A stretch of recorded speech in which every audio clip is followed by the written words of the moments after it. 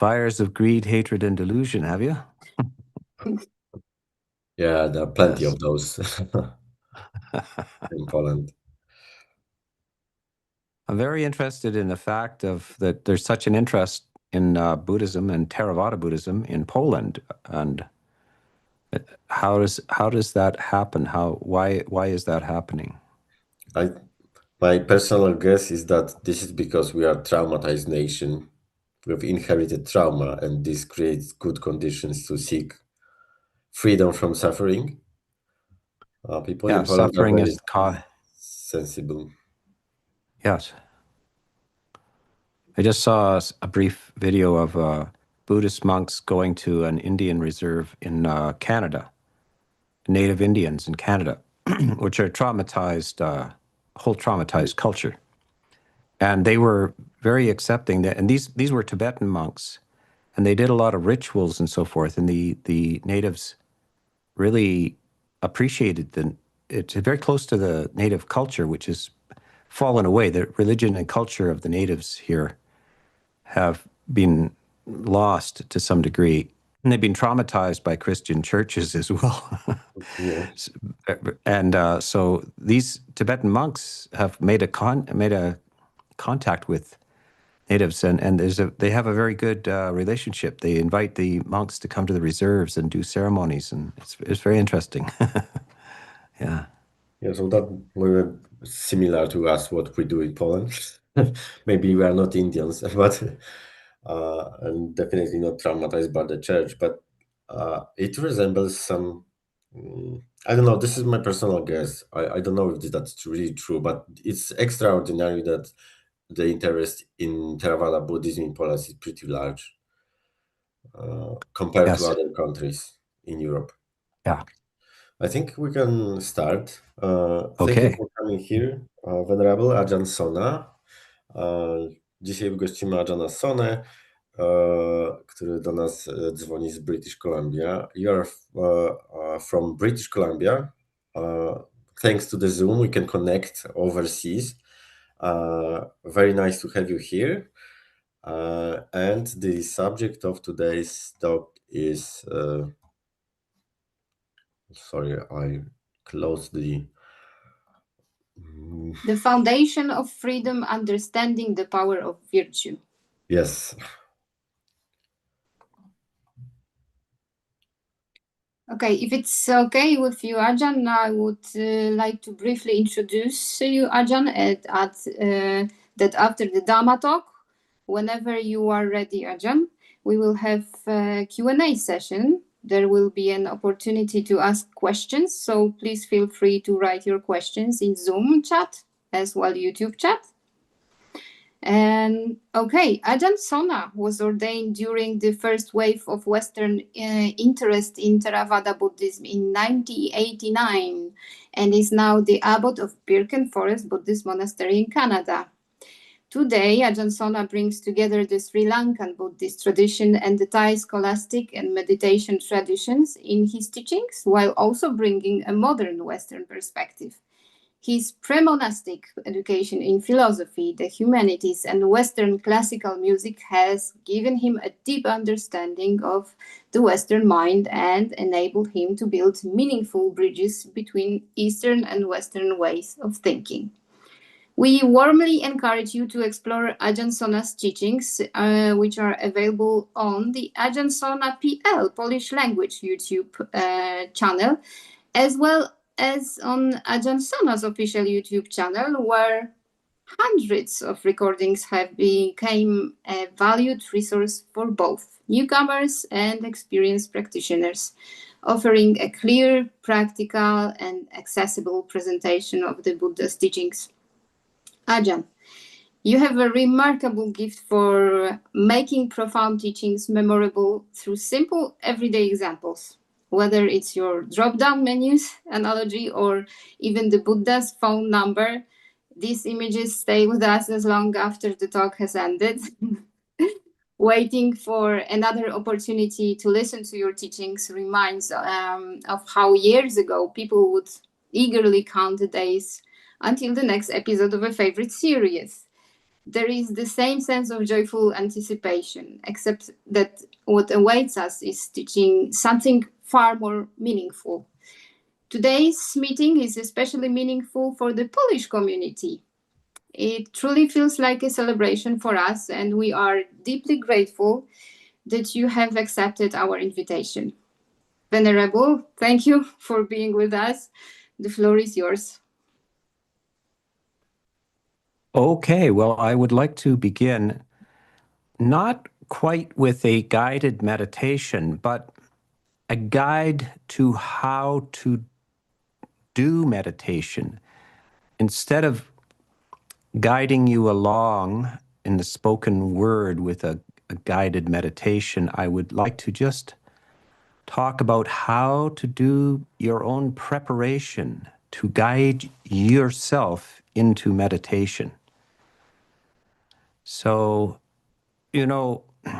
people often rely, especially in the beginning, they rely on a guided meditation, a kind of soft-spoken with lots of long pauses between the words to help fix the mind on a meditation subject.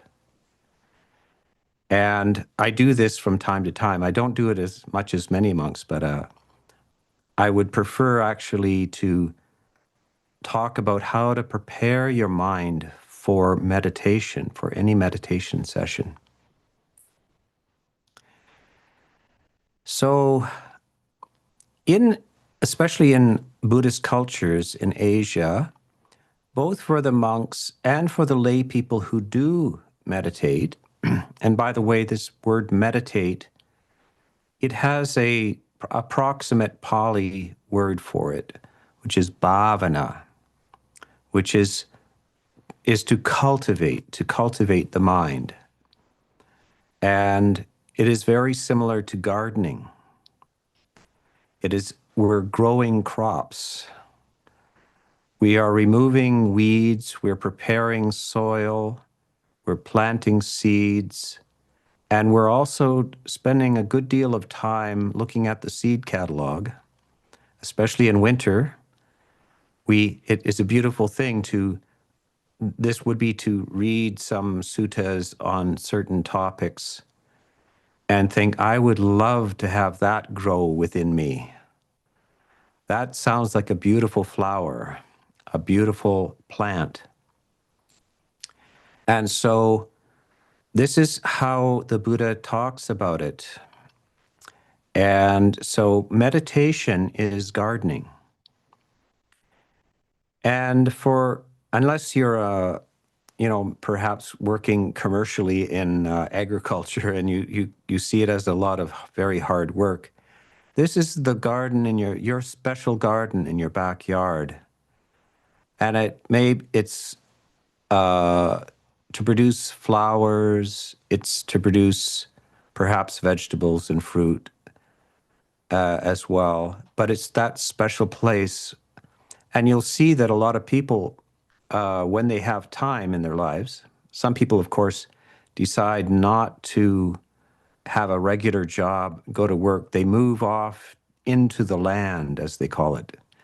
In the 60s, people went back to the land, especially in North America, where there is a lot of land, uncultivated land, and you could still just go back to the land. And that generation said, I would prefer instead of staying in the city, working in an office, I would like to go back to the land because I want to raise my own food. I want to manage my own garden. Well, this is really the spirit of meditation. It is to raise your own garden. You will see this in all kinds of poetry and special thinkers in the West as well. The idea, there's a beautiful phrase from an English poet, all I want is a large garden and a small house. Notice the difference. The small house is merely the essentials of life. The large garden is the beautiful cultivation of the inner spirit, the inner life. So the garden is the inner life. And of course, you need a small house. In many people's value structures, they want a large house and maybe even no garden. They want somebody else to take care of the garden. But eventually you find that large house is merely a structure. It doesn't nourish you. It doesn't grow the food. It doesn't grow the beauty of the flowers. It doesn't give nourishment. So people can find, after investing in the large house, that it's merely an empty structure. So this is what meditation is devotion to the gardening process. And it's very personal. It's not a boring job. It's not something that you have to do. It's something you choose to do.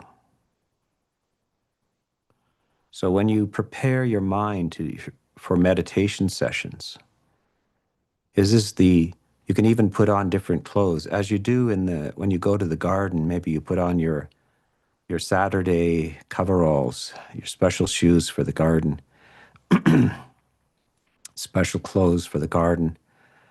You set out in a special way for this beautiful activity, and it is an activity. It is a cultivation activity. You make plans. You wish certain things to come into existence. You wish to increase the ease of the heart through such beautiful flowers as the process of loving kindness, or loving, what we call friendliness, profound friendliness to oneself, to others. That would be also how one would feel going into the garden. You get a personal relationship with a rose bush, you know. You love your cucumbers. They're like your children. We have a very large flower garden here at Birken, and it's cultivated. It's a whole community project. First of all, in order to get a spot for the land, we had to use machinery to clear off areas. And that involved a group of people. So that was a community activity we're looking forward to. There's no garden yet, but we're going to prepare the place. So this is also the mind. The garden doesn't appear instantly. It requires preparation. It requires a place in your house, perhaps. A place to go that is special for this project. Might even require removing some furniture or adding some furniture or a mat or something. Maybe a few icons, a Buddhist image, something like this, maybe even some flowers. So this is the preparation, the external preparation. And then we had to bring in soil. The soil for the mind is some degree of aspiration and some degree of trust that there is such a thing as meditation, that there is such a thing as taking control of your own mind and growing beautiful things within your own person. This is not, many people would not believe that it's possible. They feel that they are a done deal. They're a complete unit that just operates, and it has been formed by the past, and they don't, it has never occurred to them to cultivate it. It's just land that they inherited. tangles of brambles. Maybe a certain amount of garbage has been dumped out the backyard. You'll see whole houses like this. You see backyards like this. You see interiors of houses like this, full of bric-a-brac, garbage, inherited artifacts, neglected, a lack of energy within the person to do anything about it. And perhaps it gets to a point where it's so bad that the neighbors complain. They have to do something about it. They come in and remove all of the garbage and neglect. And this is the nature of the interior of the human as well.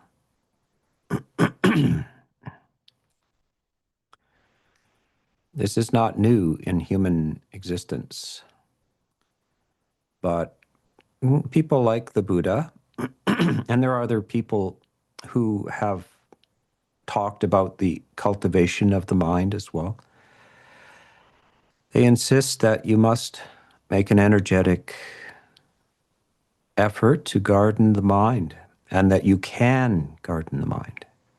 There are whole philosophies that insist that you cannot make effort, that you are predetermined, rigidly have no capacity for choice or what we would call free will in any way, and that you are merely a machine, an automaton that must operate on given habits. A lot of people walk around like that. The Buddha is insisting that you and you alone are responsible for your life, for your garden, for your backyard, and that you have an opportunity to do some beautiful work there. So this, you must inspire yourself. It is not just an exercise. Meditation, taking up your own meditation practice, is not like having to go to school, where we're all sent off as children to school. We must go and we must sit and wait for the bell to ring, and then we go to the next class, etc. This is kind of forced education. It's necessary, but it is not necessarily inspiring. A few special children do actually enjoy and look forward to it, and when you do, you do well with the subjects. But meditation cannot be looked at as a dreadful exercise, something boring. Otherwise, you will learn how not to do it. So you must talk it up. You must inspire yourself.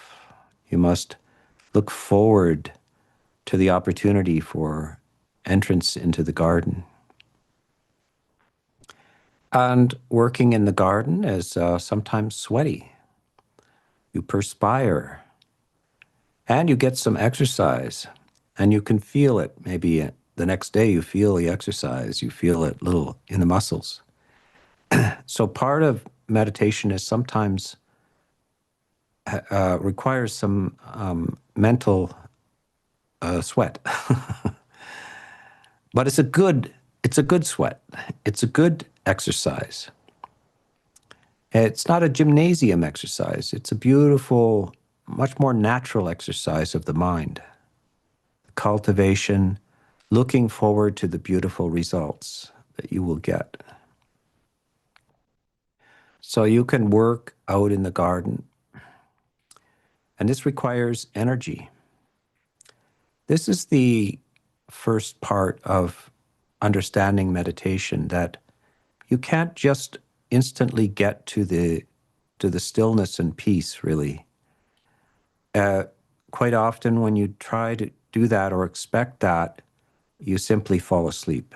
You become dozy. You drift off because you haven't raised enough energy yet. Energy is required for meditation, an active kind of meditation. And that will prepare the mind for eventually to enjoy the stillness and peace that comes. So you want to think about this in terms of how to meditate. You inspire yourself, you give beautiful imagery to yourself, and you prepare yourself to realize this garden. But you realize you're perfectly willing to put in some sweat, and you can always have a shower afterwards, right? And it's like going for a bicycle ride as well.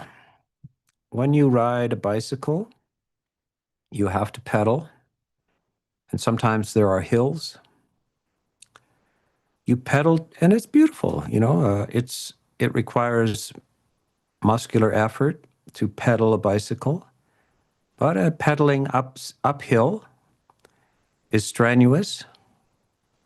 But when you get to the top of the hill, you can then coast downhill without pedaling. But you can't coast before you get to the top of the hill. So you have to pedal to the top of the hill. Before you coast down with the wind in your hair. Now, I have no hair, but the wind still blows through my scalp. So, this is a beautiful experience. So this is beautiful effort, which will result in this gorgeous ability to drift and coast effortlessly in a joyful experience. The after effects of this activity in the garden. If you try to just go out on your back porch and sit down in the shade in the morning and stare out at your backyard, your garden that's going to be, and think you can enjoy it, you will just drift off into sleep. No, you have to go out and work in the garden, especially in the morning before the sun gets too hot. So you work in the garden, and that effort is strenuous. But after the work in the garden, then you can go sweaty and a little dirty and go and have a shower, and then you can come out on the porch after the work in the garden, and you can get your lemonade and sip your lemonade. And instead of just going to sleep, you will experience joy and serenity. The joy and energy which is generated by the work is the experience that carries you into serenity. You can serenely, joyfully look out upon the garden at your work. And so this is the way it's laid out by the Buddha. These, what are called the factors of enlightenment, the mind, the enlightened mind, the beautified mind, the gardened mind. You will see that the first factors are mindfulness, investigation, that's in looking at the seed catalogs, finding out what you want to do, understanding this process, then energy and joy. So this is the first active factors of the enlightened mind. You must pay attention, you must investigate what it is you're doing by listening to talks like this. Energy is raised, you become energized, and with energy comes joy. Then it's only after the work, this energizing and so forth, that something begins to occur. And this is this word called passaddhi, or tranquility, follows this. So this is sitting on the porch after that. Or it's after coming home from a long hike through the forest and sitting down, even with some friends. Have you been on a hike with the friends? Some sweaty, maybe a few blisters even on your feet, something. or a bicycle ride, but then you come home and you feel the afterglow of your efforts. You made effort, now you get some rewards for that. And the rewards is that you can access tranquility, and it may slip into a deeper thing called samadhi. So you're sitting out on the porch after the gardening. It's 5 PM. You've decided to have some lemonade. You've had a shower. You're looking at your lovely garden as it's developing. And suddenly, it's 9 o'clock. Stars have come out. How has this happened? It seemed like an hour had gone by, but 4 hours have gone by. That's samadhi, that's passaddhi and samadhi. Those are tranquility and the beautiful state of mind called samadhi.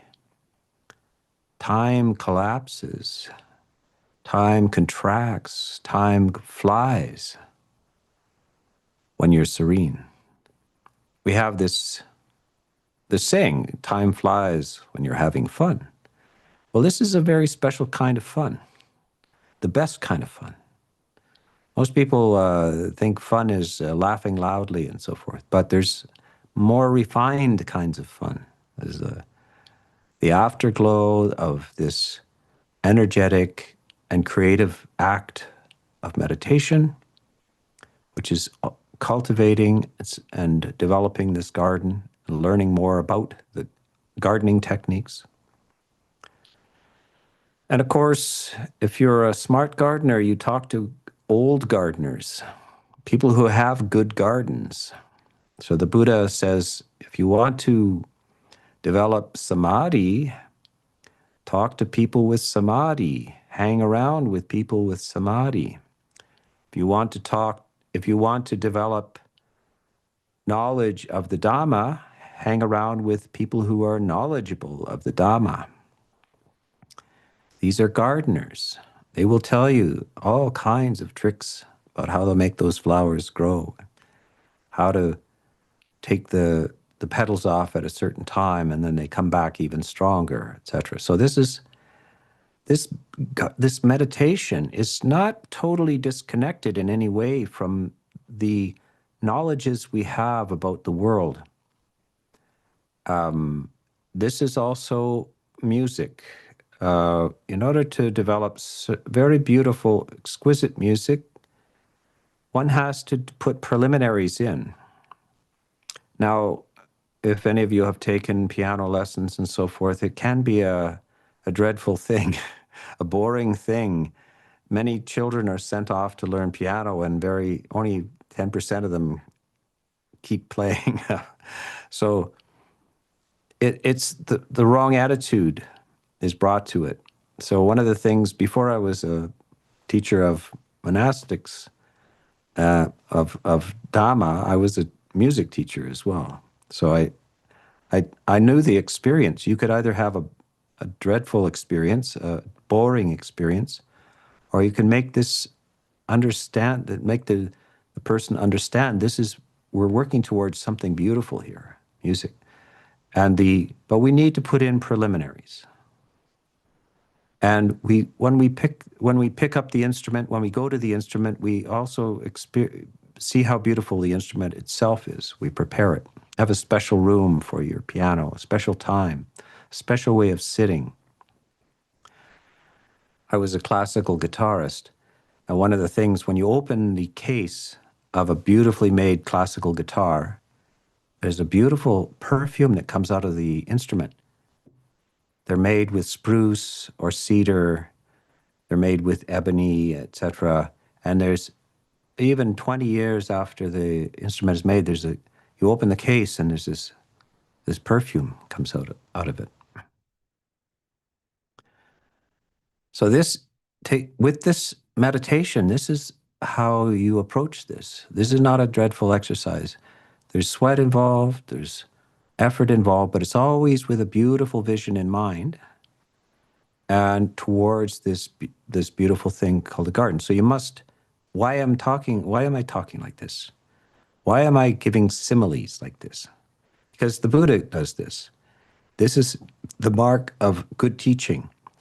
I need to connect with you, something that you've done in your life, that you have had experience of in your life, how things work in the human mind, in the human heart.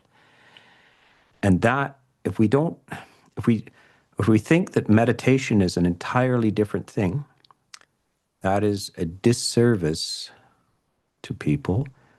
We connect it to things they already know, and they can apply that process that they have done to this meditation. Oh, it's like that. I see. I know about that.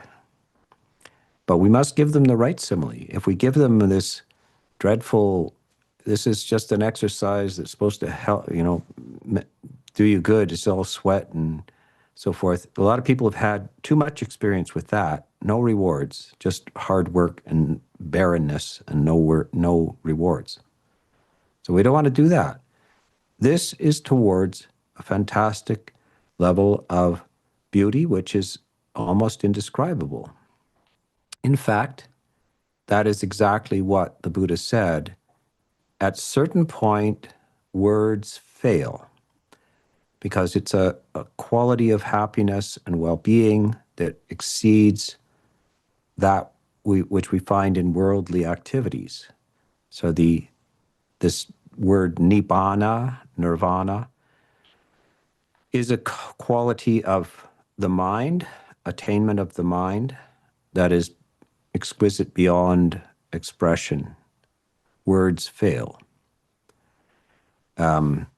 So this is not a guided meditation, although even as I'm speaking like this, some people are drawn in to the serenity and the beauty of just listening to beautiful similes and imagery.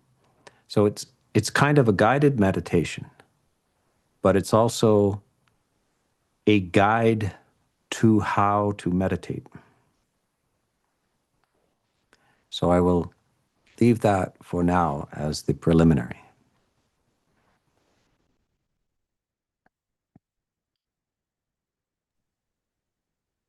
We will let's pause for a minute and just change, before we change channels into the talk. And you'll hear a bell in a minute or so.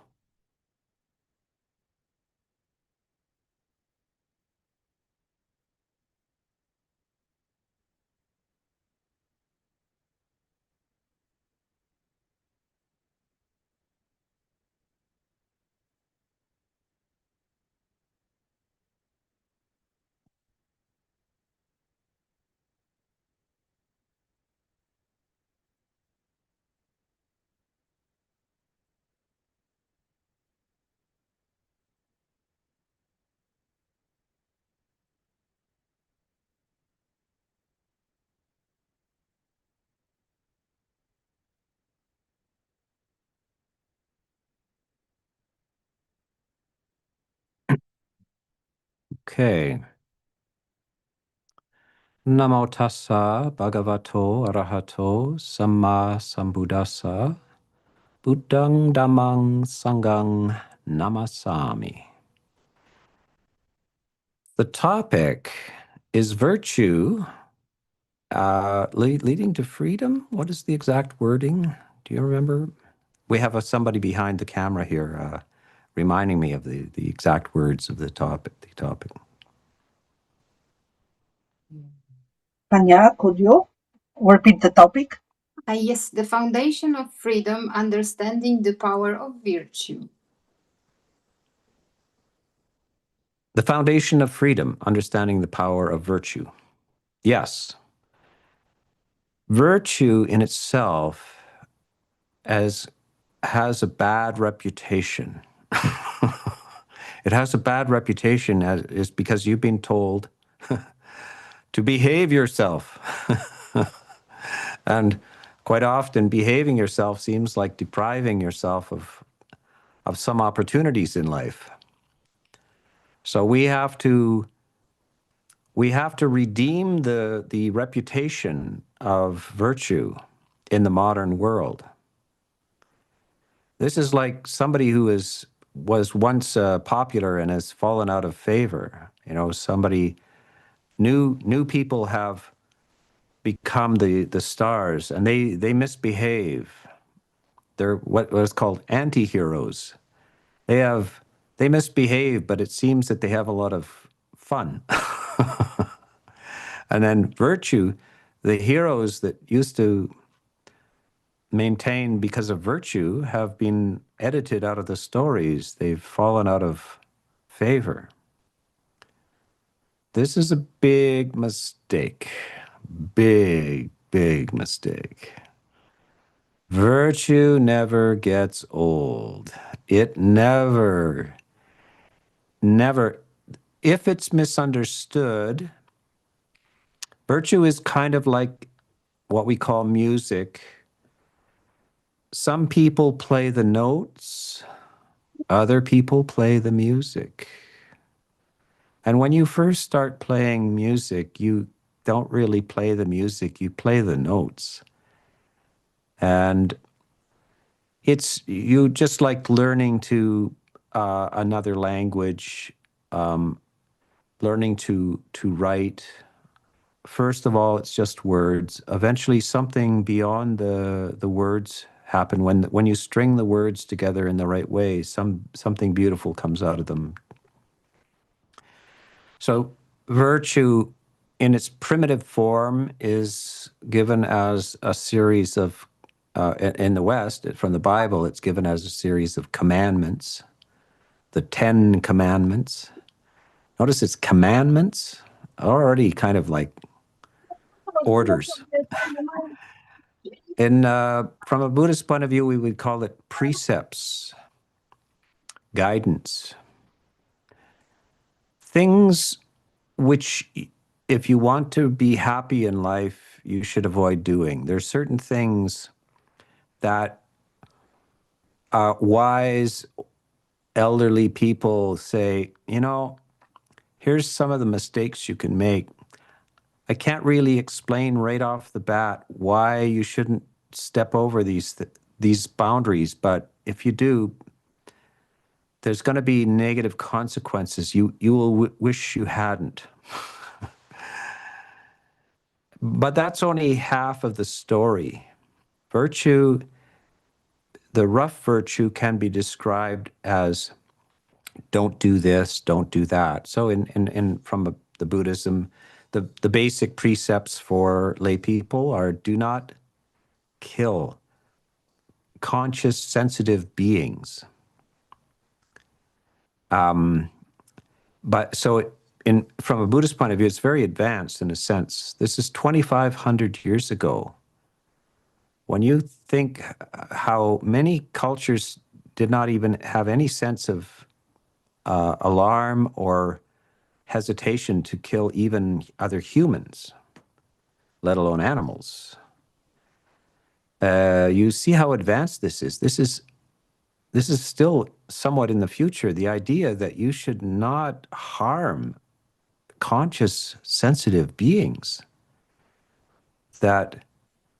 And the Buddha says, you know, all beings fear death. They tremble before violence. Knowing this, how can you harm them? Because he says, you know, you fear death. You tremble before violence. They fear death. They tremble before violence. They flee pain. So knowing this, so this is this is the basis of this idea. It's just empathy. You understand how other beings feel. They feel like you. Not all people, not all cultures ever understood this, that others are like them. For many cultures, others are others. They're not us. They don't feel like us, and especially the animals. Strangely, in modern times, it's only in modern times that actually as in the Western scientific tradition, that people begin to study the complexity and the feelings of animals. Before that, certain religious structures which influence most of the world do not have much sensitivity to animals, how they feel, that they also have some what we call human qualities. This is only thanks to actually Charles Darwin that we in the West have sensitized to these beings we call animals. The reason why is Darwin had to make a connection to evolutionary theories that we humans are carrying traits of animals because we've evolved through animal processes. And those animals still have how some of the experiences we have. So they take care of their young. They have empathy for other beings, etc. So it's strange that just to establish his theory, he actually changed the attitudes of the West towards animals. Before that, it was horrendous. New societies come into existence that weren't there. One of them is in the West, we call it SPCA, the Society for the Prevention of Cruelty to Animals. This is a modern idea.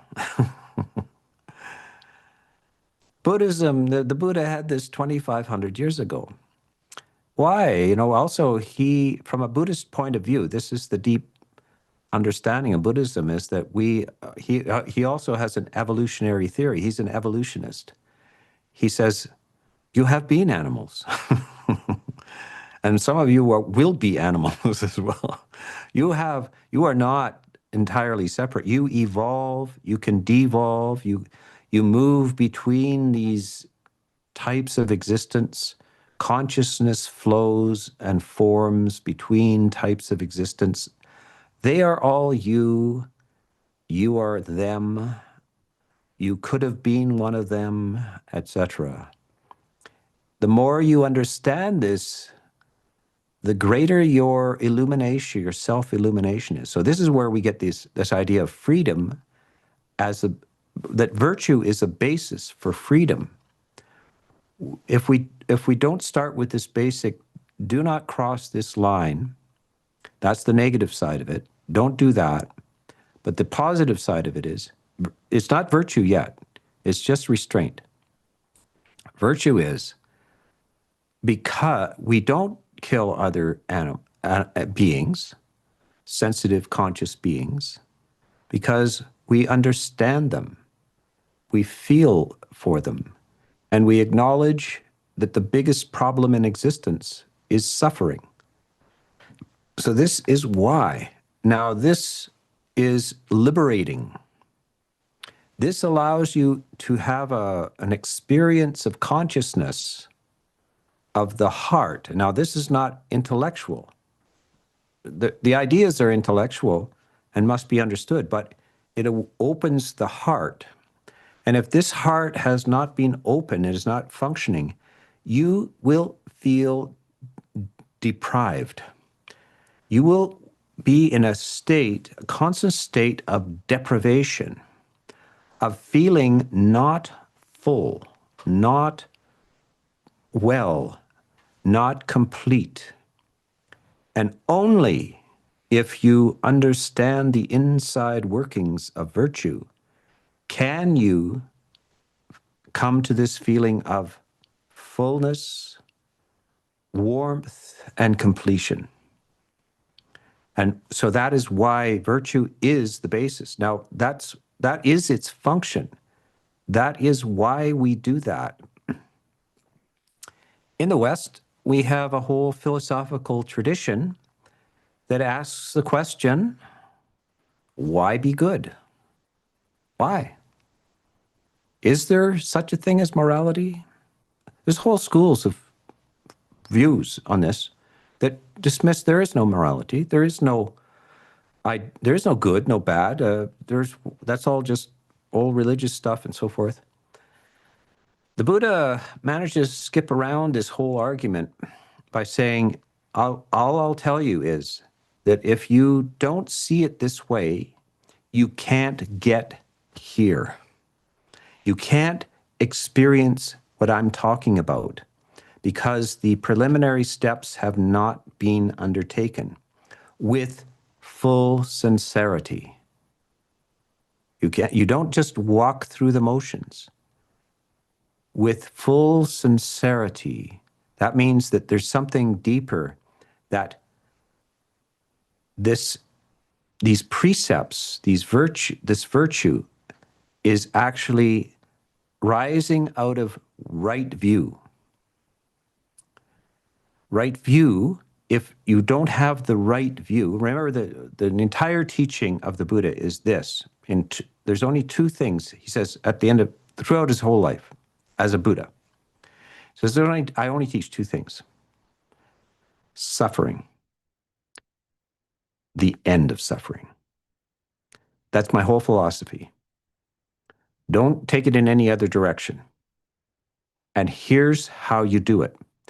And by the way, if you don't want to do this, I don't really have time to convince you. If you're not actually coming towards me and inquiring, I really don't have time for it. I'm not here. I'm not knocking on your door, insisting that you do this. I'm not telling you that it's delivered from God or anything like this. I'm just telling you there's a little structure within you that you are born with. And if you do not open the doors, and these doors are in your mind, they're at a place in your mind, but very few people have opened the doors. They're sort of behind your closet in your bedroom. Then you never knew there was a door there. By the way, you see lots of fantasy novels and so forth where there's an extra room in a house, Well, the Buddha is saying there's several rooms in your house. You'd be surprised. There's a room after that, and another room after that, and another room after that. And the door is hidden behind a wall. But if you go behind that wall and you tap on the wall a few times and so forth, you find there is a way to open that door. It's built into the system. And if you don't discover that door, you can't have this. That's all he's saying. It works like this. It's not delivered from God or on high or by science or anything like this. It's delivered only by discovery, deep inquiry and manipulation of the mind itself, and can only be done by introspection. But the first step, the door doesn't open if you don't know that if you do certain things, the door remains closed.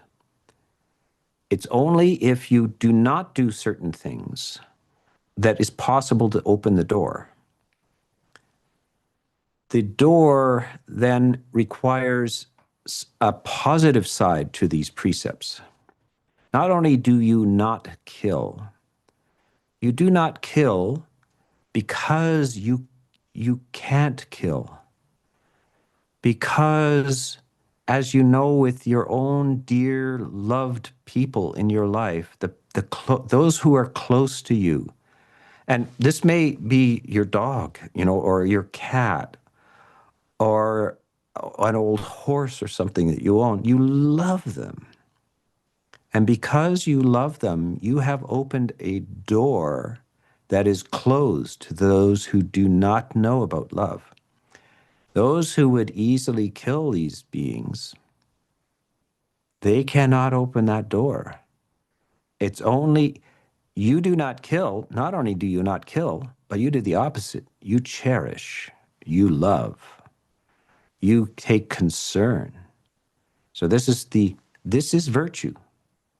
It is not merely the absence of negative things, it's the presence of positive things. So then there is theft, stealing, taking things, taking people's things.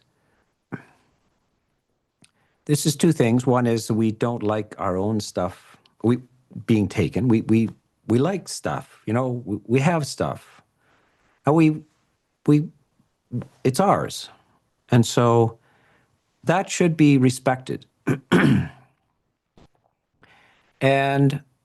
But why do people take things? It's because they want the thing, or they're angry at the person who owns it, so they take it away in order to injure them. So this type of motivation has gone. You can't be too greedy and have the warmth. Greed is lack. When you want something, the very instant you want it is the instant you lack it. You now are missing it, and you are incomplete. That's what wanting is. People think, well, what's wrong with wanting things? I want this, I want that because it'll make me happy. What you're saying is, I cannot feel happy if I don't get that thing. So I'm going to delay my happiness, refuse to be happy until I get that thing. But what if, say, the person beside you doesn't want that thing, they're happy right now. So it must not be the thing that gives you the happiness. It must be you that gives you the happiness. By not wanting the thing, you feel that you have the thing. It's better, it's as good as having the thing. To not want the thing is to have the thing. And if you don't want very much, you have basically everything. You find that you feel full and complete. And so this is the opposite side of the do not steal, is that abundance is known by less wanting. The other thing, when you get into a situation, feel like this, you feel, this is called dignity. A human, you are now a dignified human who is not walking around hoping and wanting. And this is kind of a mental illness, hoping and wanting to get things. You are a sane person and dignified. And you would not, it's undignified to take things. You would not stoop to that. It's too undignified. Even a paperclip from the company, the billion-dollar company you work for, you would not. Are you worth more than a paperclip? Of course, you're worth more than a paperclip. You would give away your dignity for a paperclip? For a pencil? What? No, no, no. So this is, you are only as dignified as you grant to yourself. Some people do not grant dignity to themselves. They do not feel dignified, and therefore they feel undignified, and what not dignified means to be stained, incomplete, less. And the only person that can ever decide that whether you're have dignity or not is you. So this is the positive side of this. This is also a gift to others. All of the precepts, the virtue is not simply the door to your own freedom. There's another beautiful aspect to it, and that is it's a gift to other beings. You give them the 5 gifts. You give them the gift of safety from harm. When you're a loving, your dog, you have this dog for 10 years, and you feed them and pet them and talk to them, and they love you unconditionally. And you have given that gift to them. You are not simply one who doesn't kill them or injure them. You are the gift that keeps on giving. So a person who has goodwill and is virtuous is a gift to other humans and all animals as well. You feel safe with them. That's the gift of safety. You're in their presence. You are relaxed and feel safe because they would not do anything to harm you. They will not take your things. The third precept is sexual interference with other relationships. You can trust that person in terms of if you have a committed relationship with somebody, they do not interfere with that. They honor and keep you safe. They would not dream of interfering with your committed relationships. So that is a gift, you know. The opposite is a threat, isn't it? A person who would harm you is a threat to others. So they're a deprivation. They're the opposite in society. They're not only not giving gifts, they're taking away your sense of safety. They would do you harm. They would take your things. They would interfere with your committed relationships. They would lie to you. So the virtuous person does not lie to you. They don't tell you lies. They tell you the truth. If it is beneficial. They don't lie to you, never. Not even when it's beneficial. They don't lie to you. But they give you the gift of truth with a sense of appropriateness. They don't just bluntly tell you things that may disturb you, but are true, but they don't benefit you. They tell you the truth, and which is beneficial. Sometimes it's you don't want to hear it, it's unpleasant, but they know it will do you well. It will be good for you to hear it. It will benefit you. And they trust that they care enough about you to tell you something that is true and beneficial, but it's a little hard to hear. But because they are virtuous, they will say it anyway. And in retrospect, when you think back and think, I'm glad they did. You know, I needed to hear that. So this is the nature of virtue. It is that which allows the virtuous person has its foundation towards the end of suffering. This is all the Buddha says. Like, we don't need to bring in God or whether there's real morality or anything. All I'm telling you is this.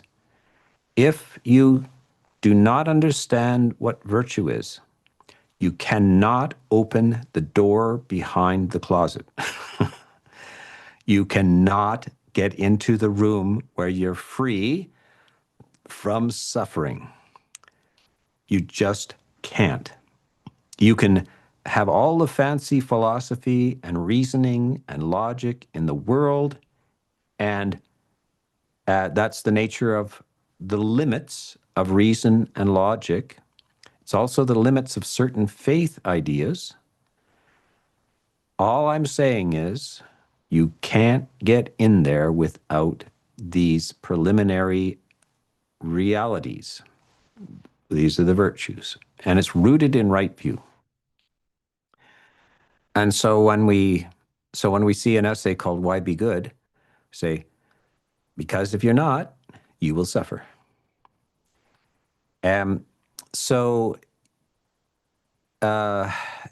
The last precept here is intoxication, and it is one of the most interesting areas of psychology.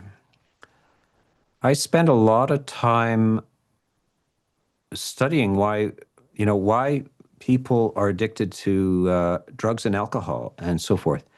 And modern psychology has a lot of interest in this as well. And the primary cause is a sense of lack. You know, there's a lack there. It's often just, some schools would say it's rooted in trauma. Some sort of trauma means you've been wounded. Trauma is wound. You've been wounded somewhere along the line. You got a wound that is painful. And these drugs and alcohol are often soothe that pain, or at least diminish it. But but you can't. It also has its costs, and it's a loss of mindfulness. So this is the nature of the precept: is not to take anything which reduces your mindfulness, your capacity for clear thinking, because it's only through this clarity that you can undertake the journey. Without the clarity, without the capacity to focus and remember the instructions, you can't make progress. You can't heal those wounds. You can't undo those wounds. And by the way, of course, that is the point of the exercise. That is the end of suffering, meaning that the person who has gone on the path, the voyage, has healed the wound. The wound is no longer paining them. And it's through a process of clarity. It's a process which requires goodwill. Much of the wounds are to do with ill will. Some of the wounds are attempting to displace them through what is called greed, or like focusing on accumulation. But both of those have been overcome by the person on the path, the wise person. They no longer have aversion. They no longer have hate and seething anger towards themselves or anybody else. And instead, they have access to warmth. They have access to that beautiful room in the back that is just the most beautiful room in the house. That is loving kindness. They have access to it. You can enter.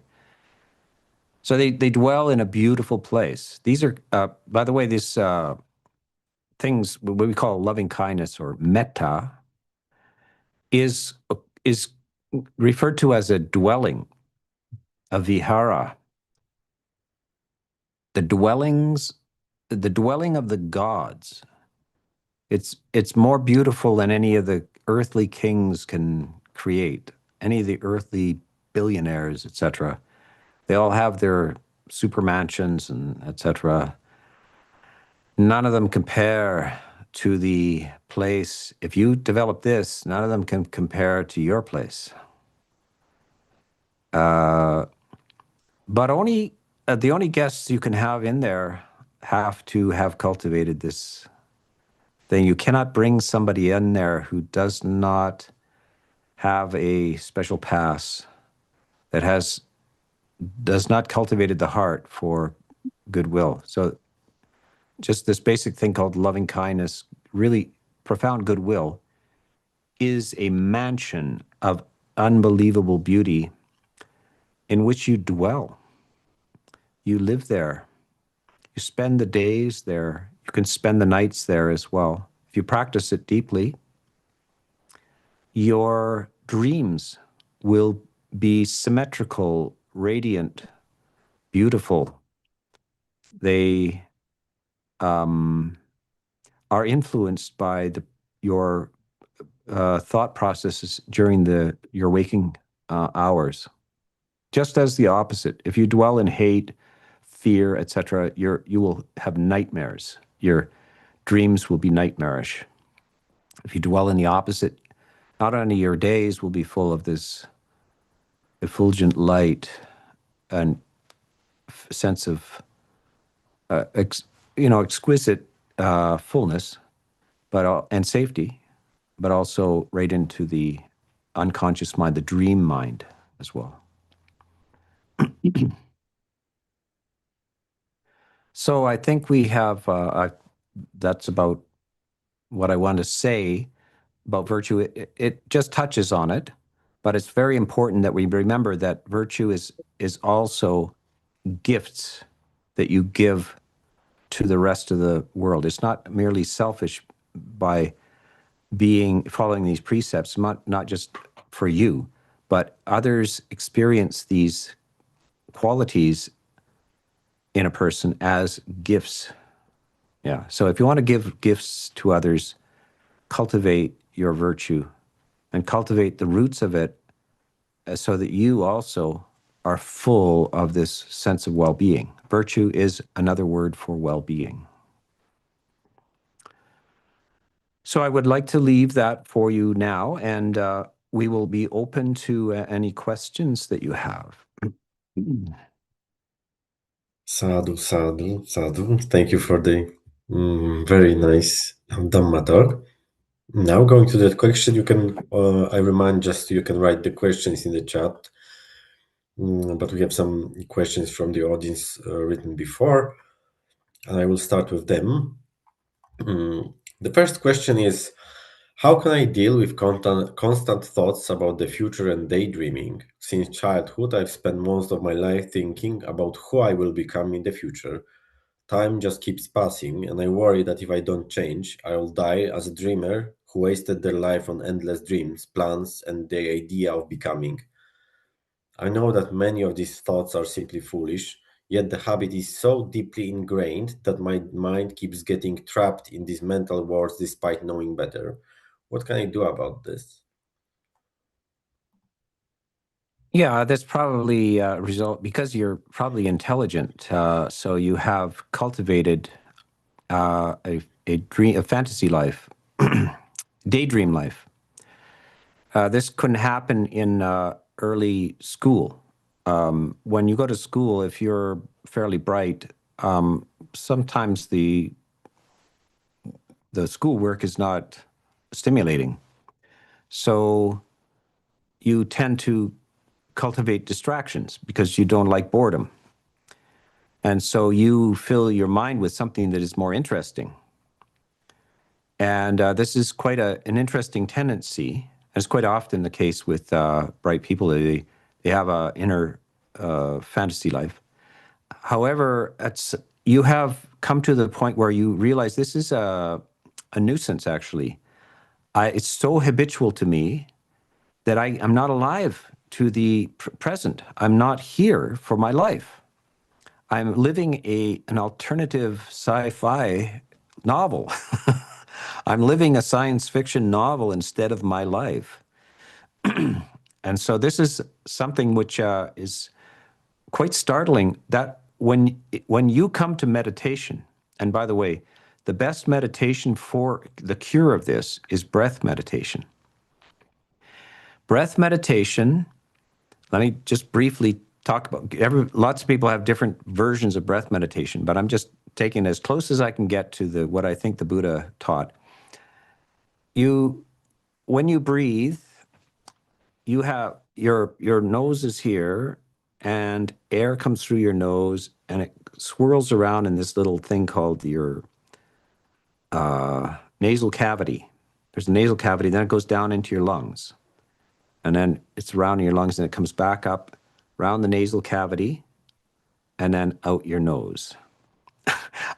I'm looking at myself in a camera, and it's not mirror image. It's turned around opposite. So when I do my finger gestures, I'm going the wrong way. No, your nose is over here.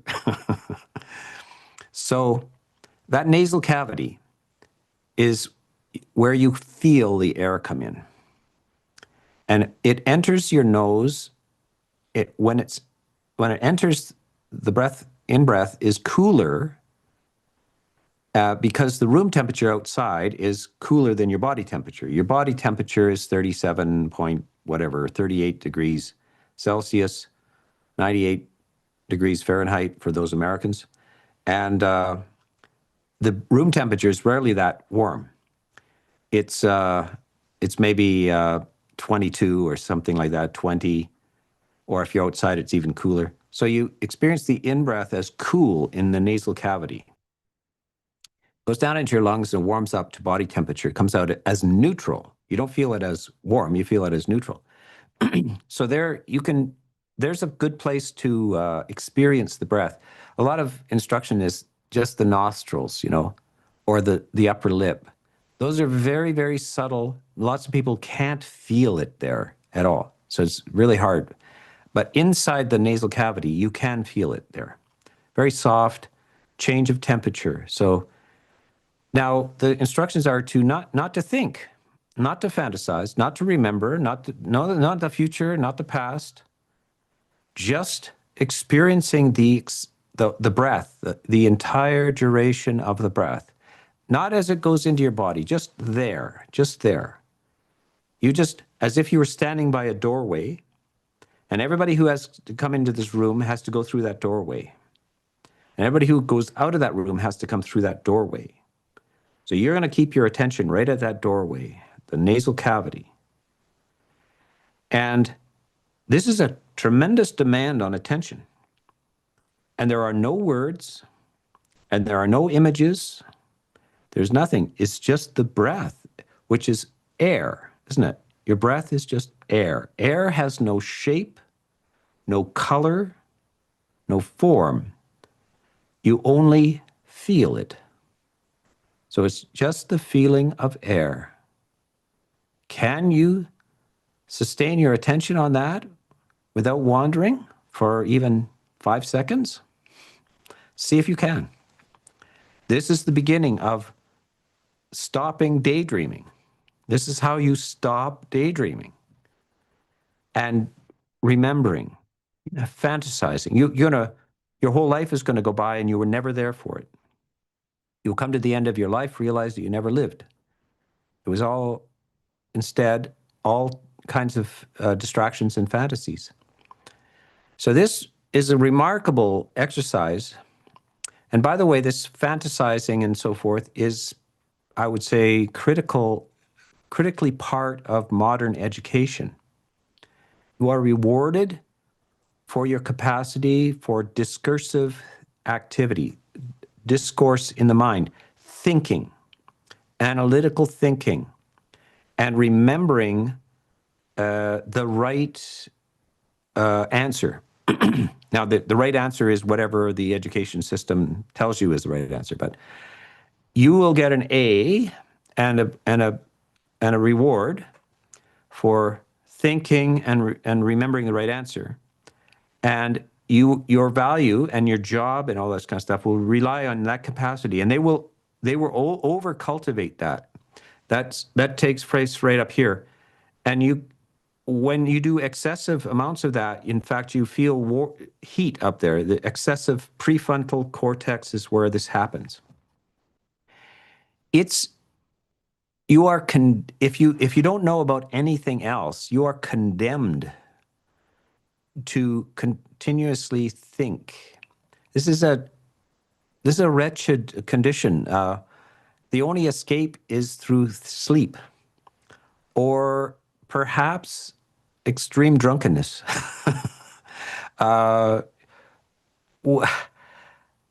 They tell you, and of course it's necessary to learn how to think, but they don't tell you where the off button is. Is there any alternative to this?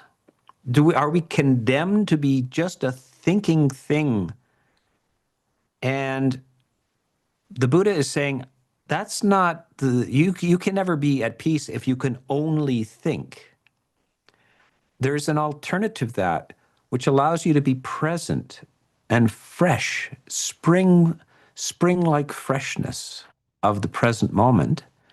But here's an exercise he's going to give you to learn how to stop fantasizing, to be present, to, in fact, just enjoy the breeze blowing across your face, right? And he says, I'm going to give you this little thing, and it's going with you everywhere. It's your breath. You can do it at the bus stop. You can do it in the taxi. You can do it at the office. It goes with you everywhere. So that is the key. That particular exercise is the treatment for excessive discursive activity, which is the largest disease. Yes, it's a disease of the Western world, except for those who dropped out of education, never read a book in their life and everything. And often they feel a little better than the ones that didn't. Okay, so let's move on to the next question. Yeah.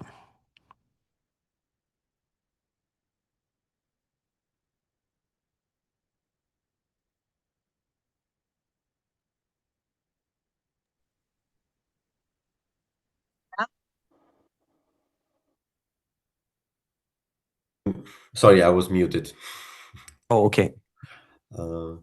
During the process of awakening after deep and prolonged meditation, the Blessed One gradually gained profound insights into the nature of the reality, the Dhamma. This included knowledge of his many past lives, the universal law of karma governing all beings, and the Four Noble Truths. How did this process unfold in detail? Insight into one's own stream of consciousness is already something truly extraordinary, but the ability to perceive the stream of consciousness of all beings is something astonishing and, as I understand it, reserved only for the Buddhas. Yeah, it's notice what precedes that. And he says it again and again. It's the eighth factor of the Eightfold Path. The entirety of the path was not available to the Buddha until he was the Buddha.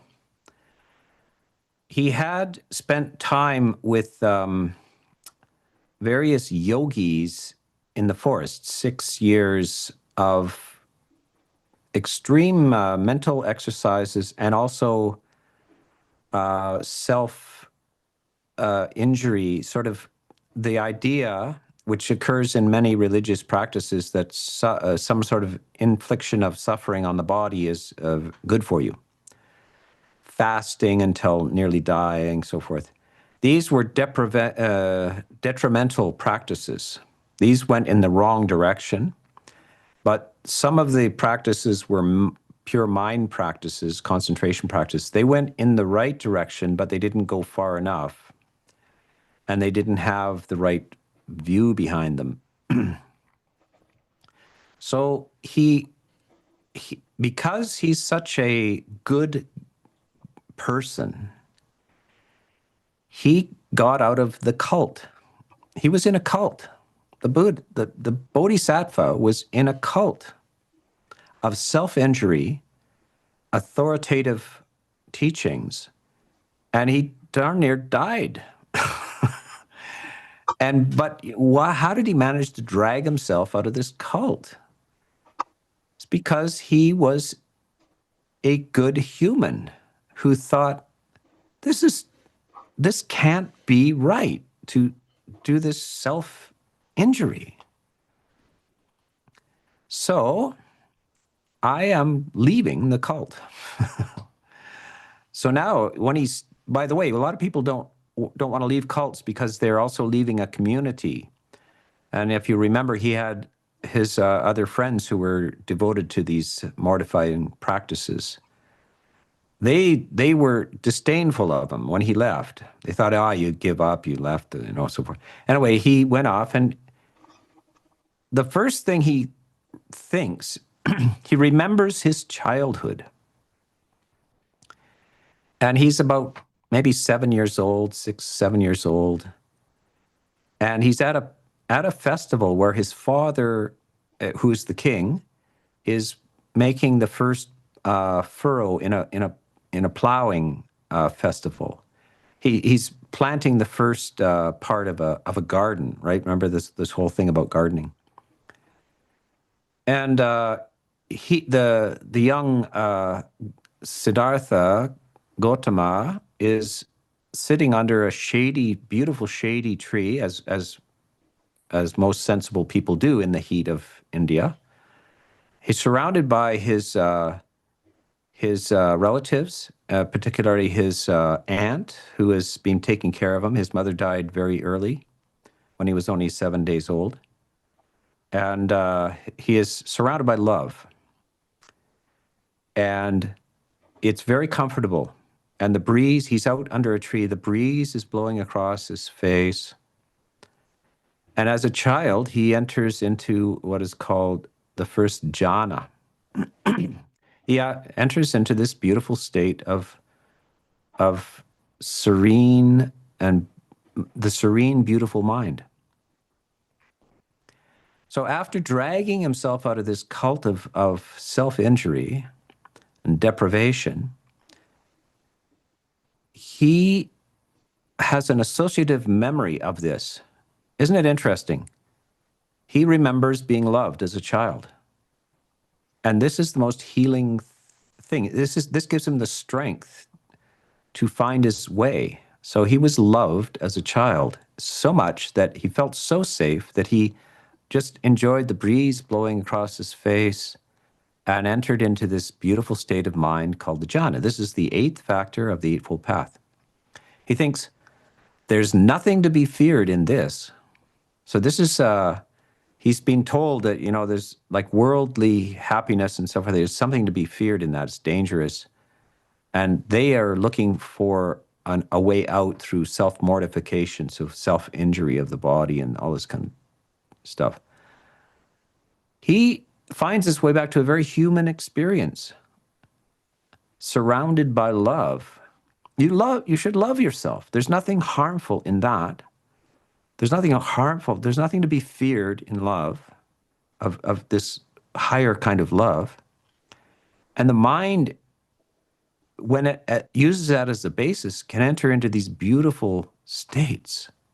So he enters into the state and goes deeper and deeper and deeper into the 4th jhana, profoundly deep. And it's out of the 4th jhana that he accesses this recall of past lives, an insight into how suffering occurs in human existence. And he universalizes it. It's not necessarily that he sees all other beings' consciousness. He sees how consciousness works. And it's a universal thing. It's like physics, you know, it's like Einstein. He develops a theory which is universal, should apply everywhere, about gravity and light and things like this from his own. He doesn't have to know everybody else's mind or how it works on other planets. He just universalizes this. So this is, but notice, very importantly, because it's often dismissed in some forms of modern Buddhist teachings, the value of this samadhi, this 8th factor of the Eightfold Path. The Buddha didn't practice vipassana. He didn't go to a vipassana course. The vipassana was not known. It was not known until the Buddha arrives. He's not the Buddha until he's enlightened, right? So the vipassana is insight. He gets insight, but what does he get insight from? What are the preconditions for insight? Samadhi, the deep stillness and the safety of your basic human intuition that love is good and you should not harm yourself or anybody else. And that's safety. And now your mind can access this deeper clarity. And then that clear and focused mind can break through into insights. That is how it works. Now we will have one question from the audience directly. Patricia P. Yes, thank you. Thank you, Ajahn, for a beautiful Dhamma talk. My question is actually about samadhi. Can you hear me well? Yeah, okay. I would like to ask about maintaining samadhi in a daily life. After a 10-day silent retreat, we can experience equanimous mind. And it can be thanks to the separation from the world. And after we are coming back to the daily life, our mind become agitated little by little. And I am wondering is it possible to maintain this equanimous mind thanks to the daily practice and meditation, or it is only possible when we separate from the world and become a monk? Thank you. No, you don't have to be a monk, but you do need to understand what it is, why we lose our what is called passaddhi. It's that peaceful state of mind, just short of samadhi. After we leave, if we're in a perfect condition where we're sitting and don't have any distractions, we can get into this samadhi perhaps. But after we leave and we're walking around and so forth, we can maintain the emotional well-being of samadhi, but we would call that passaddhi. This is the fifth of the enlightenment factors. The fifth factor of enlightenment, passaddhi. It's a tranquility. It's been energized, and it is joyful as well. But its characteristic is close to samadhi. You're close to samadhi. Now, how do we maintain it? Well, I'll tell you how you lose it instead. You lose it usually through contact with other people. It's not by bad weather or cars or trees or even cats and dogs. It's people. And usually the people are your family. Those close to you. The people who can push your buttons the most are the closest to you. So that is why people become monks. They step out of these close interactions with people because those type of have a lot of karmic weight to them. You have a lot of reactions to them. They're built in over decades or years, So that is you got to recognize that, okay, my interactions with my family and so forth can't just be regular stuff, because I have to it's like I have a baby that I'm carrying around here. I have to pay attention to this thing, otherwise it's not being taken care of. So this passaddhi needs to be taken care of. And it means that you can't be in noisy, with a baby, you can't be in noisy places. You can't just bring them anywhere.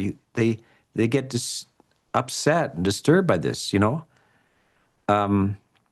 So you are careful about particularly human contact. The other part which is optional, is media contact. So there's always big news stories that emphasize this tragic accident and this political situation. This also disturbs the mind. So you have to make a choice. You say, look, the world goes on, but I really am protecting this special state, and I really can't afford to get mixed up in this. I'm not going to do anything about it. So why am I just losing my serenity with this? With people, it's harder because, they expect certain things. But if you can find excuses to go to the library, to the park, to your room, a special appointment that you have made to leave the place so that you have breaks and so forth, you may have a chance of maintaining it in a longer way. But you're going to have to shape your environment, and it means that some things have to go in order to keep this present. So that's the compromises. And by the way, the Buddha did talk about lay people who had attained the first stage of enlightenment, but they had 17 children. So they did not have much time or opportunity for meditation. It impedes your progress, but you can make progress by going to these retreats or by meditating or by reading Dhamma or listening to Dhamma talks. You might even have a stage of enlightenment. But the household life, if it's very full, can be an impediment to your progress. And that's why the Buddha made a monastic sangha. It's easier as a monastic. And that's why he made it. It doesn't mean that you can't do it as a householder, but there are more impediments to the situation. It's like a concert musician. If they have to work as a carpenter, it's going to be very hard to play, at the A level on stage. I have seen, by the way, I saw one of the great cellists in the world, Rostropovich. He was one of the great Russian cellists, and he actually had to work. He was during the communist phase in Russia. He did work as a carpenter, and still maintained some like the top sort of level of concert cellist. But it's so rare, So if you really want to be a good musician, it's a full-time task. If you want to be a good, progress, it's full-time, but sometimes you can't quit your day job. Yeah. Okay, then third question from the questions before. Why do we forget our past lives? What is the key to remembering them or recalling them? Yeah. Not only do we forget our past lives, we forget most of this life as well. Most people can't recall not even 10% of this life. There are people that can recall every moment of their lives in this life after the age of about 1.5 or 2. And that can be a burden. This is absolute memory. It's a very small percentage of people, but there's many psychological studies of people who have absolute memory of this life. And for most of us, it's an absolute mystery. Like, what did you have for breakfast on Wednesday at 9 a.m.? What were the color of your socks 27 years ago? And these people can remember. They'll tell you exactly what all that was. Most people can't remember what they had for breakfast yesterday, or the color of their socks. How many of you remember what color your socks were 3 days ago? Unless you're one of those people that wears the same color all 7 days of the week. Most of your life is gone. So it's no mystery that past lives would be gone. And by the way, in many cultures who have a full commitment to the idea of past lives, they consider it a misfortune if a child is born with memories of the past lives, because the kid identifies with the past life and has great trouble adjusting to this life. And they have certain sort of folk remedies for this. Indian folk remedy is putting you on a pot, like a child who insists they were such and such in a past life, and they have vivid memories of it.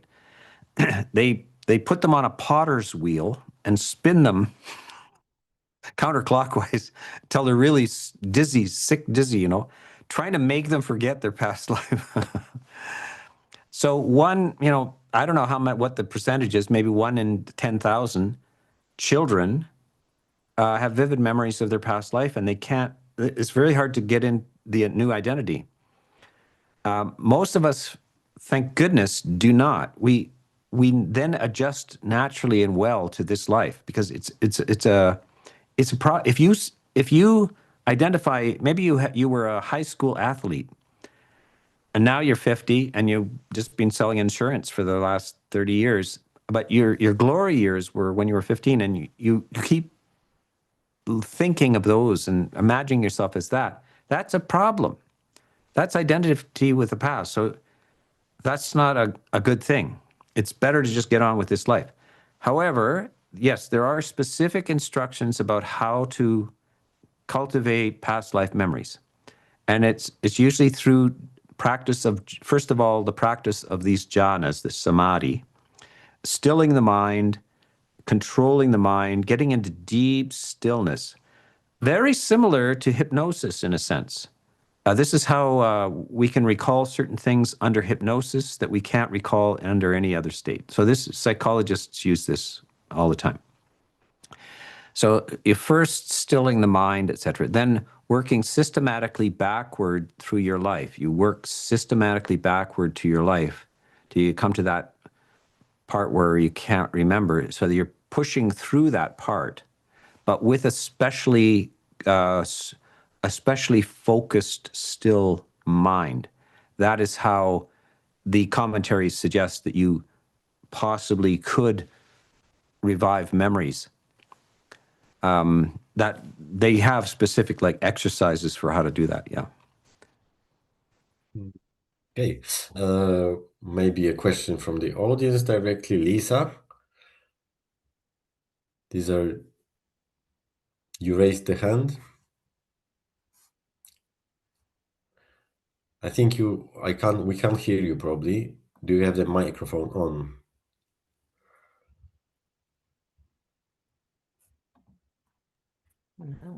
How about now? Yes. Can you hear now? Yes. Oh, so we watched a movie about a young girl that was 17 and she got a scholarship, was celebrating to go into college, and she went out and accidentally drinking and driving killed a family. Her intention was not to kill, but she killed a family. She went to jail and for 4 years, prison, and she lost her scholarship. Is her karmic result, I can't imagine it's exactly the same as if she had intended, but what is the karmic result of that type of thing? Yeah, her intention was not to kill, and probably the last thing on her mind. So it's accidental. And the reason why she only got 4 years in prison was because the law is very similar to karma, by the way. Modern American law, a lot of modern British law evaluates intention in actions and has results accordingly to that. And that's exactly the nature of Buddhist views of karma. So it was unintentional, but it was selfish and irresponsible. So she will have results of that. The vipaka, the results of karma, like what we call karma is the intention, like the seed, and then the fruit of that action will come to her as some sort of accidental, perhaps injury to her, but just due to negligence. And it may in fact be her own negligence. She'll go out into an icy street and not wearing the proper shoes for ice on the sidewalk and slip and fall and have an injury or something like that. It won't result in her death. She not intentionally causing the death of other beings. It's simply lack of responsibility and intoxication. So it will come back in that sense, but much rather mild, actually. Yeah. Okay, and the next question from Vandana Lal, if I read correctly. Thank you, Ajahn, again for your wisdom and your teachings. So thank you again for giving the simile of a beautiful garden. And I think some of us might be cultivating that garden, and finally we see the fruit of all the flowers growing, and we can enter in the garden as whenever we want. I'm just talking about right now, maybe some of us. So just wanting to understand that after you know that you have that beautiful garden, but after doing so much hard work, keeping the precepts and following the path for 5-6 years, you are able to enter into this garden for like almost a year now. However, now you also started seeing the flowers dying sometime, and you know that flowers are not going to last forever, but still you want to stay in that garden because you know that you feel very happy in the garden. And Buddha also wants us to see the reality as it is, that this garden is not going to last forever. So how do you suggest for lay people to cultivate that, because we already have other dukkha from the samsara, the worldly life, the job, and the family. You want to stay in this garden forever, but you need to go back and deal with that. And you also know the flowers are also not lasting when you go there. You go there, you deal with that, and you somehow absorb that energy, and you lose your sila sometime. So I'm just wanted to understand this garden is keep on growing and growing. It's beautiful, and you want to spend time there. But how do you actually see the Four Noble Truth in that? That is not going to last. Ultimately, it's not going to last. I don't know if I make sense. Yeah. Thank you. Yeah. There's an emphasis on impermanence of everything, including mental states. But here's the important thing. There's a big mistake made in lots of approaches to this. The idea that everything's impermanent, including the emotional experiences, does not mean that the practice is simply to regard the contents of your mind rising and passing away without concern for the quality of the contents rising and passing away. It is, you are not indifferent to the contents of your mind. The contents of your mind are shaped by your attachments. And so somebody who says that they see anger rising and passing away, but they just observe it, is mistake. You are not merely an observer of your anger, you are angry. And that's called an attachment. And you are angry because you are attached. You are not a detached observer of your own unbeautiful states. And so what you see is the 7 factors of the enlightened mind: mindfulness, investigation of Dhamma, energy, joy, tranquility, concentration, and equanimity. These are the 7 qualities, emotional qualities of the enlightened mind. Notice that anger and greed, etc., are not there in your garden. They're not there. They don't arise and pass away. The 7 factors of enlightenment do change and rise and pass away, but they pass away into another beautiful state. So energy may pass into joy. Joy may pass into tranquility. Tranquility may pass into equanimity, and equanimity may go back to loving kindness or investigation. But they don't go out of that circle. They don't go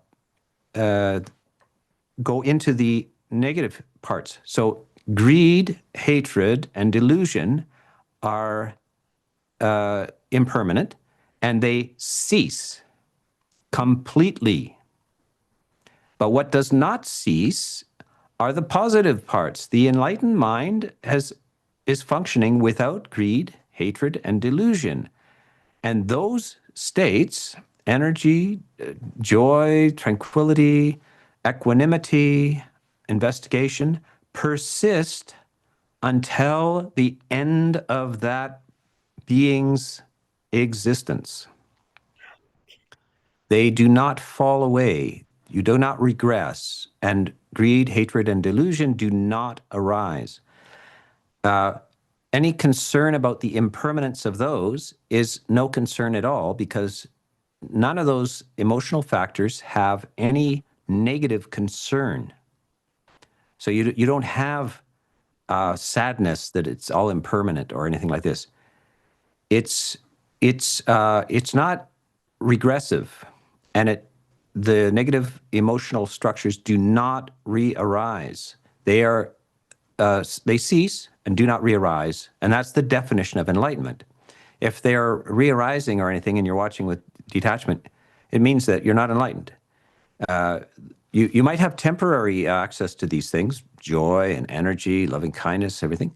But if they dissolve on you and negative things come back, it means that you need to practice more and push towards this until those negative things do not occur anymore. Not that you prevent them anymore. they simply can't arise. They're not, the foundations of them are simply not there. There is no seed there, you know? So that the weeds in your garden have been taken out by the roots, so they can't regrow. They're gone. And this is exactly the metaphor, the simile that the Buddha gives. This is the removal of the, what are called samyojanas, the 10 fetters are uprooted completely and cannot be restored. Okay, I think we have time for one more question here. Yeah. This last question will be asked by Yalu, who has been practicing for many years. Yalu is from Sweden. Please, could you ask the question? Okay. Dear Ajahn Soną, thanks a lot for your great talks. My question is that in earlier Buddhist texts, it seems that it's easier to attain stream entry. For example, a lot of lay people just attain the stream entry simply after listening to one single Dhamma. I'm wondering if it is still possible nowadays. If it is yes, how many years of a devoted practice is required? Although I know that time is not necessarily a good criterion to judge. That's my question. Thank you. Yes, there's a lot of speculation about that. It seems at the time of the Buddha, householders, and he talks about it in a single village, there were 500 people who attained a first stage of enlightenment, Sotapanna. They got enlightened by the boatload during one talk. So quite remarkable, marvelous. That seems to be that they had the good karma, we should say, of having lived at the time of a fully enlightened Buddha and got to hear him directly. So he would have been very charismatic, an enormous presence with the very voice that he was uttering with and the authority he had pulled him into this, pulled him over the line into this stage of enlightenment. And there are commentary. Well, he did predict that the Dhamma would eventually be lost to the world. Eventually, so much artificial or wrong Dhamma appears that it's all confusion, and so eventually it disappears from the world. It's no longer the good Dhamma is no longer available. We don't seem to be at that stage yet. We still have access to these early teachings. And it seems that people are still getting enlightened, but not by the boatload. What the Buddha did say, and which is a good answer to this question, is wherever the Eightfold Path is found, there you will find people of the first, second, third, and fourth stage of enlightenment. Wherever the Eightfold Path is not found, there you will not find people of those stages of enlightenment. So it's whether one can find the Eightfold Path that determines whether one can get enlightened, and not the age that we're in. This is another interpretation, as a commentarial sense, that every 500 years there's a reduction in the capacity of people to understand the Eightfold Path. And so this is commentarial, by the way. So every 500 years, so the first 500 years, arahants are available. Full enlightenment is available. And then the next 500 years, anagami, the third stage, is available. Next 500 years, sakadagami, the second stage. And then the last 500 years, sotapanna. And this is pervasive. In Asia, you'll find this belief that at a certain time, it was no longer possible to attain enlightenment. So all we could do is preserve the teachings, but nobody could get enlightened. This is a self-fulfilling prophecy. If you teach them that, if you believe that, then it tends to deflate any attempt. But the commentary goes on to say that at the end of those, 4 cycles down, there's a new cycle where we pop up again to the possibility of arahants. And so certainly in the Thai monks attaining arahantship, and different stages of this. And you see people, lay people reporting capacities for jhanas and this kind of stuff. So, and other contemporary countries, like almost a different monastery, a monastery in the next village would believe there is no possibility for enlightenment. And then another monastery is saying, we have 3 second stage of enlightenment people here, And they believe that it is possible to attain enlightenment, and we believe that these people have attained enlightenment. This monastery says enlightenment is no longer possible, so we don't try to attain enlightenment because it's not possible anymore. So you're going to find this this far apart. You have a choice as a person what you're going to go with. And I think one has nothing to lose by thinking it may be possible to attain enlightenment. I think you got everything to lose by thinking that you can't attain enlightenment, and nothing to gain by that. And everything to gain and nothing to lose by thinking wherever the Eightfold Path is found, there enlightened people are. The other part is, do not make predictions about your own possibilities. Do not self-evaluate. I don't think I'm the kind that can get this. I don't think I can attain enlightenment. Or, I think I can attain enlightenment. I'm one of those people that can attain enlightenment. Stop that. You can't, you really don't know. All you can do is put in the causes for enlightenment. And they're fairly clear. It's the Eightfold Path. And then you will find out if you were one of those persons who could or couldn't. But you shouldn't self-evaluate ahead of time thinking, I can't or I can. It's a waste of time. You just do it. You just put in the causes, and that's all that's necessary. Yeah. Sadhu. Okay. We will wrap up. Sadhu. Sadhu, sadhu. Yeah. Thank you for Sadhu, meeting sadhu. us, and thank you very much for your wisdom and your kindness and your generosity. Thank you very much, and have a good day and have a good meal. And thank you everybody Yeah. for coming. Yes. Yes. Much merit to all of you. Yeah.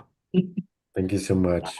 Ajahn, Thank you. sadhu, sadhu. Sadhu. Thank you, Ajahn thank Soną. Ajahn. Thank you, Ajahn. Sadhu, Thank sadhu, you, sadhu. everyone. Thank you so much, Ajahn. Sadhu, Take sadhu, care. sadhu. Sadhu. Thank you, By the way, sadhu, sadhu. Thank you very much.